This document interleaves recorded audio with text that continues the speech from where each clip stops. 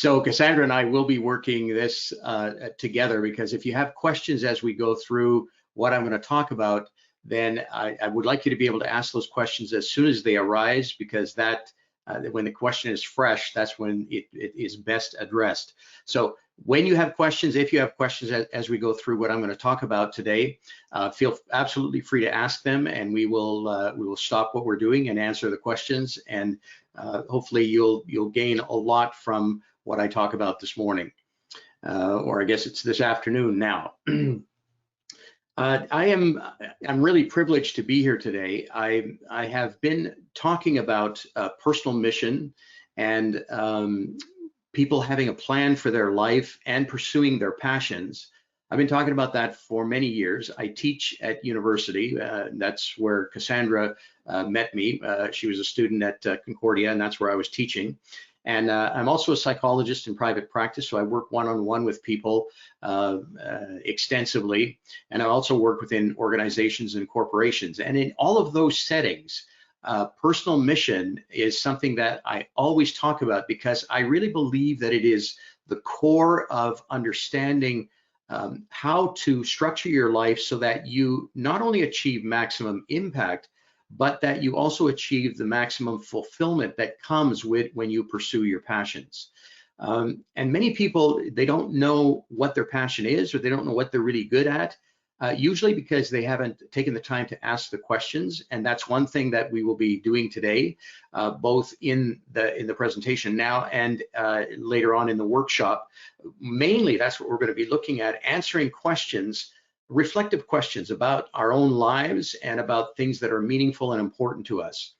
And I'm of the firm belief, in all of the years that I've spent working with people, I really believe that every one of us has something in particular that we are equipped and requested to do.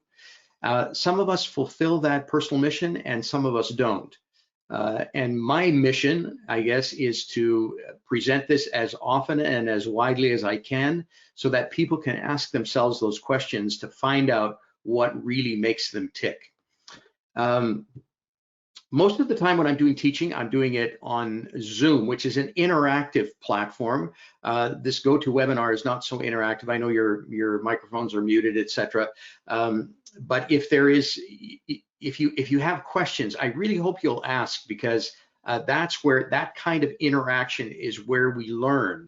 Learning is done not by sitting and listening to someone. Learning is done by taking what you heard and interacting with it, working with it. You know, our educational system, for the most part, we're making strides, we're making changes, and that's good. But for the most part, our educational system has been structured in such a way that we say, sit down, listen to what I have to say, then regurgitate that on an exam, and that will constitute knowledge for you. And I don't think that happens. I see it happen all the time when students leave university, and the things that they retained in their memory to write the exam are gone, just like you would flush a toilet. And it's really too bad, because that happens when we don't engage with the material. Most people are not audio only learners. Most people are a combination of audio visual or audio kinesthetic, or most commonly, I think, is visual kinesthetic. So if they see something and then they engage with it, they work with it, they answer questions with it, they figure out how it's going to work in their lives, that's when the real learning happens. And as a teacher, in my responsibilities as a teacher, a professor, I feel so privileged, because I get to learn from all of the students that I'm teaching, because it's an interaction. I really believe it's an interaction of us learning from each other.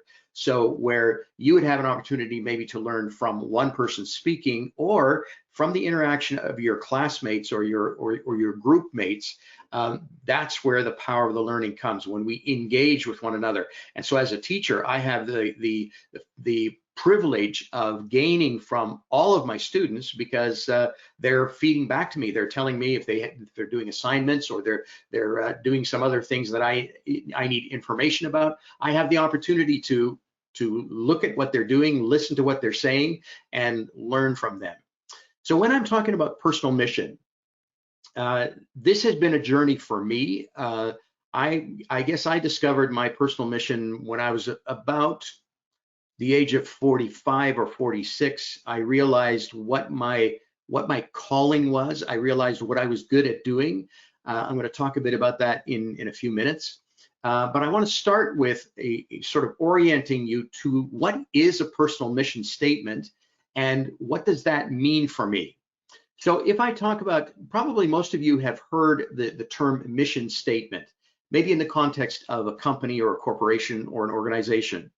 And the mission statement is something that it is a clear and concise, but very concise statement of what we want to accomplish through this organization or this business or this thing that we're running. And so the mission statement informs the decisions that you make about where you're going to go, what choices you're going to make about the future, and what direction you're going to go as a company.